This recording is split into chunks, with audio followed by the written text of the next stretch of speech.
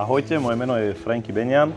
Som prevádzkový riaditeľ vlastne spoločnosti, ktorá prevádzkuje Old Fashion, Urban House a Brixton House prevádzky.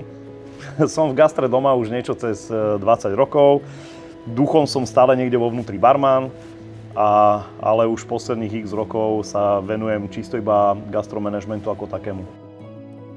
Nepamätám si ten prvý kontakt alebo prvý touch, ale už od malička tým, že som bol ja relatívne stále v gastre, tak mám v hlave niekde tak povedomí, že Riedel je značka nejakej prestíže, exkluzivity a nejakého imidžu, ktorá kedy bola veľmi ťažko dosiahnuteľná u nás a teraz je dosiahnuteľná. Hej?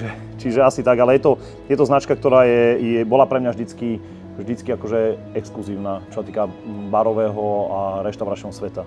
Používame tieto jednoduché, simplí poháre na koktejly, takýto, nazvem to, že whiskový pohár. Potom tieto väčšie, ako mám pred sebou, ktorý sa dá učiť na vodu, veľmi podobný, len má trošku väčší objem, čiže takúto jednoduchosť. A ešte máme takéto univerzálne vínové poháre, tie máme vlastne vo všetkých prevádzkach.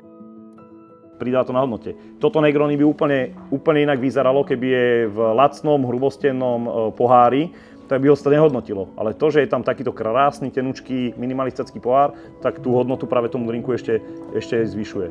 Je to isté, jak akýkoľvek iný tovar, keď pekne zabalíte, tak sa lepšie predáva. A čím je to balenie atraktívnejšie, krajšie, zaujímavejšie, tak to tým viacej ľudia chcú.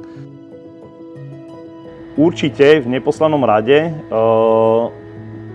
je tam aj ten imidž tej značky, ale to je skôr u mňa ako u gastronóma, ako u hostí.